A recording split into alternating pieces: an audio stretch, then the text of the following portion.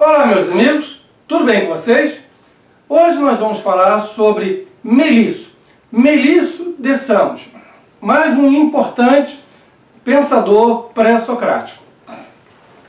Esse filósofo, ele teria nascido por volta de 470 a.C. e vindo a falecer em 430 a.C. Mas como já explicamos em vídeos anteriores, essas datas de nascimento e morte desses pensadores muito antigos são somente prováveis. Não significa que ele realmente nasceu neste ano, em torno disso.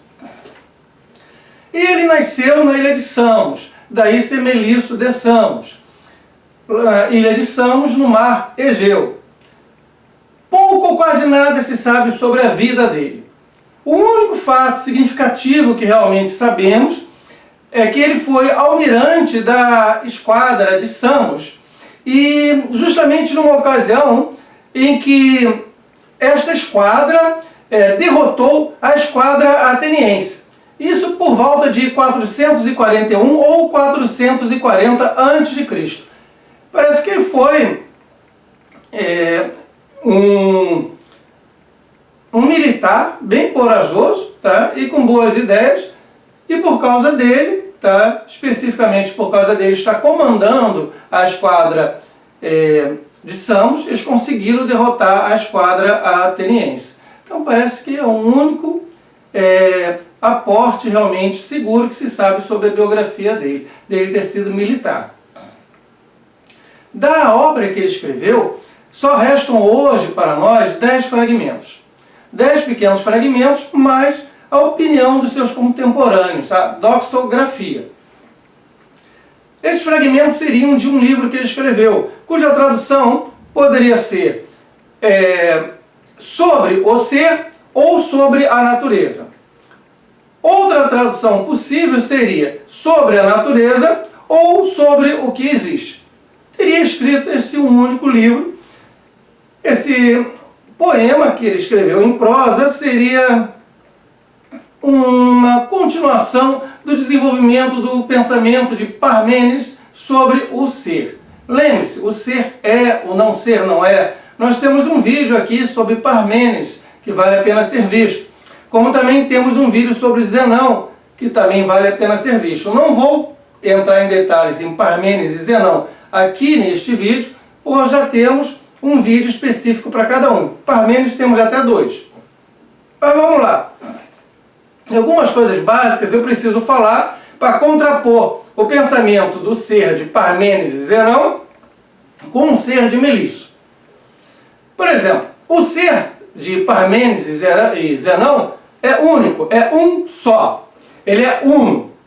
E a mesma coisa para o de Melisso. O ser de Melisso, ele é único. Só há um, não há dois, não há pluralidade. Não há múltiplos. O ser em Parmênides, ele até o define. O ser é, o não ser não é. Então o ser é, essa afirmação da existência do ser, também vai estar presente em Melisso. Agora, o Parmênides e o Zenão vão entender que o ser é finito. Ele tem fim, ele é finito. E o Melisso não. O Melisso diz, o ser tem de ser infinito, tanto no espaço, tanto no tempo. Segundo o pensamento de Melisso, se o ser, entenda ser por tudo aquilo que é, que possa existir, se o ser ele não for infinito, ele vai ter de ter limites. Ele vai ter de em algum momento encontrar limites em outro ser, em outra coisa que haja. E o Melisso vai dizer, não é possível que o ser tenha limites. Ele não pode ser limitado com qualquer outro ser. Então esse ser tem de ser infinito, no espaço e no tempo. Aí já contradiz o pensamento de Parmênides e o pensamento de Zenão. Também o seguinte, tanto para Parmênides, tanto para o seu discípulo Zenão, o ser é esférico. A esfericidade representa a perfeição para os gregos. Então eles entendem que o ser é uma esfera. Já o Melisso diz, não pode. O ser não tem forma definida. ele é completamente indeterminado. Para o Parmênides, o ser é determinado. O Melisso não, ele é indeterminado, ele não tem forma. O Parmênides e o Zenão vão dizer, o ser é eterno. Ele sempre existiu e sempre existirá. E nisso vai concordar o Melisso, vai dizer também, o ser é eterno, ele não teve começo, ele não teve fim. Pois se ele tivesse começo, haveria um momento em que não haveria o ser, o que seria contraditório. E se ele tiver fim, haverá um momento em que também não vai haver o ser, que seria também contraditório. Estaríamos afirmando a existência de quê? Do não ser.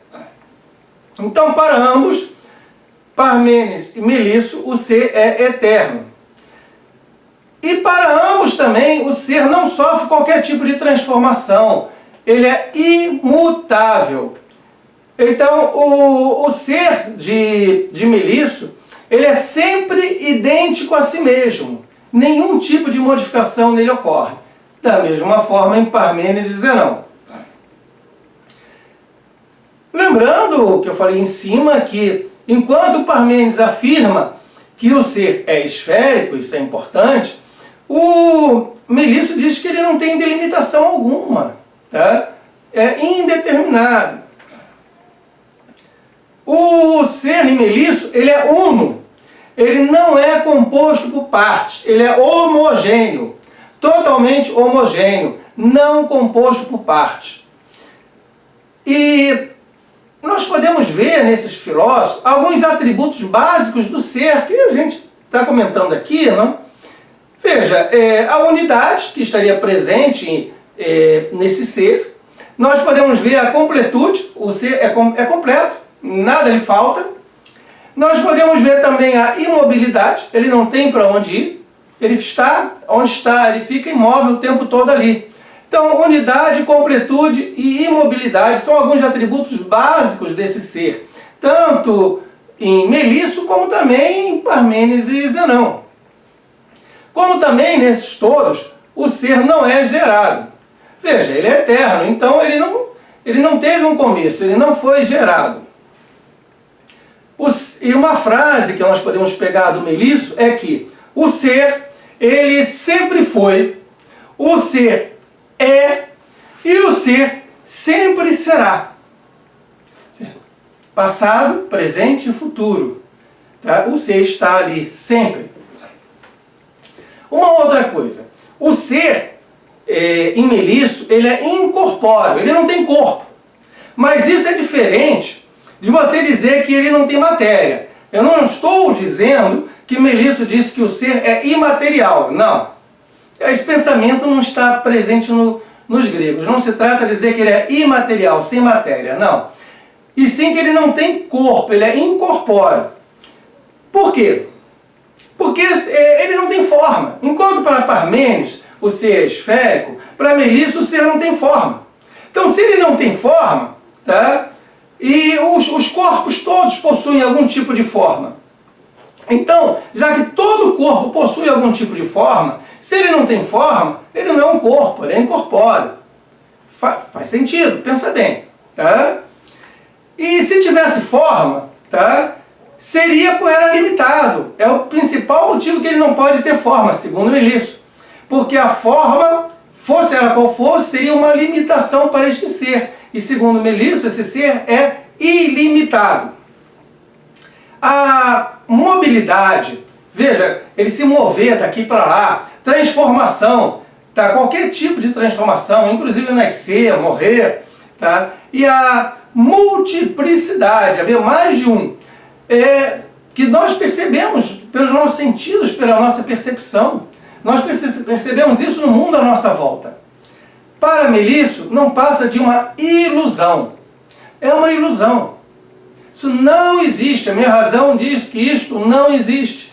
Tá? A mobilidade, a transformação e a multiplicidade não passam de mera ilusão. Mais nada. O ser, segundo Melisso, ele não pode sentir qualquer tipo de dor. Isso não é possível ao ser. Nem agonia. Tá? E aí já tiramos qualquer tipo de antropomorfismo.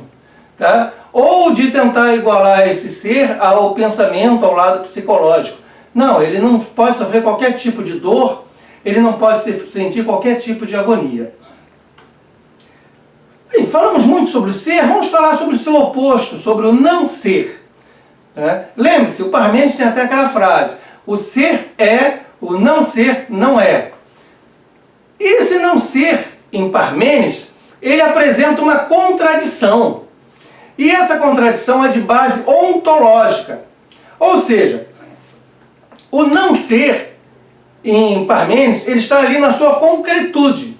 Então, no momento que eu tento pensar o não ser, eu estou pensando algo. Se eu penso algo, eu estou pensando alguma coisa. Então, esta alguma coisa que eu estou pensando, ela não pode ser o não ser, porque ela existe no meu pensamento, então ela é ser. Ela é alguma coisa. Então, quando eu tento pensar o não ser, eu, na verdade, estou pensando o ser, porque eu estou pensando alguma coisa em Parmênides. Então, a mera existência do não ser implicaria uma contradição ontológica em Parmênides.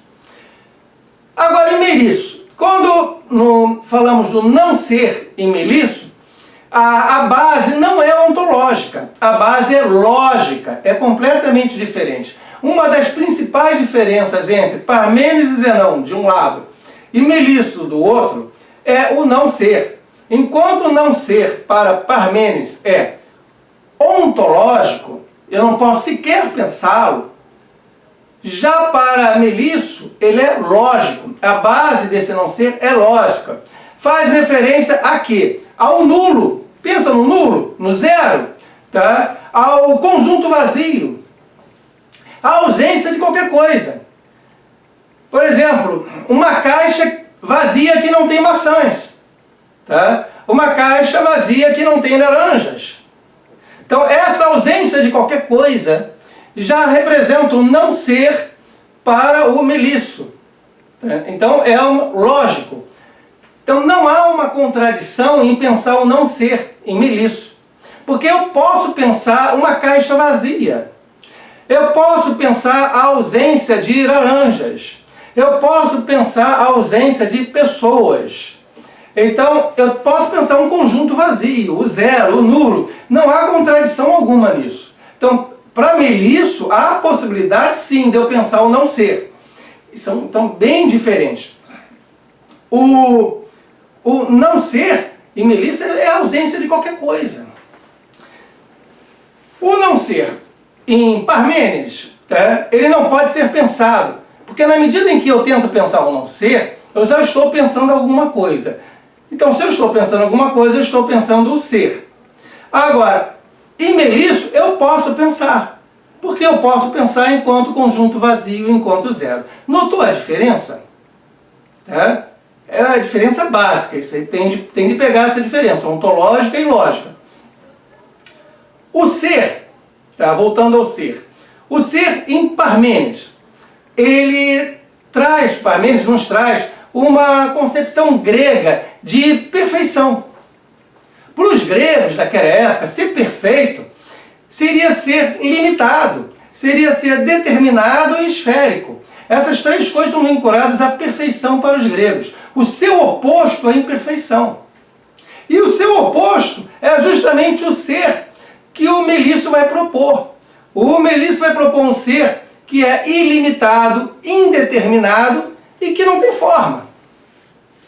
Mas isso não se encaixa no conceito de perfeição dos gregos, que é o que o Parmênides e o seu discípulo Zenão estão pensando. O que é perfeito dentro da nossa cultura grega. Então, esse ser traz essa cultura, o que é perfeito. É o limitado, determinado e o esférico. A divisão entre o ser proposto pela razão, tanto do Parmênides, tanto do Zenão, e o Melisso também, e, por um lado, aqui eu tenho esse ser que me é proposto aqui pela minha razão. Do outro lado, eu tenho os diversos seres, a multiplicidade de seres que eu capto pelos meus sentidos. Pela minha visão, pela minha audição, a minha percepção me traz essa multiplicidade de seres, oriundo dos sentidos que eu possuo.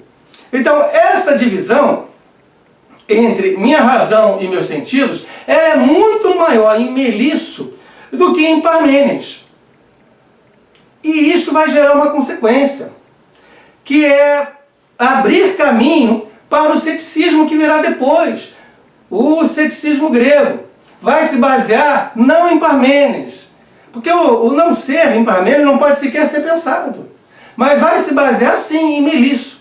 E não só o ceticismo, mas hoje se entende que mesmo Platão, Aristóteles e outros intérpretes desse tipo de filosofia, tá, que aborda o ser, em particular o Parmênides, o Zenão, tá, onde tem uma influência maior de Melisso. Então, por vezes, o próprio Platão, Aristóteles e outros comentadores vão estar falando do Parmênides, mas com viés dentro do pensamento de Melisso.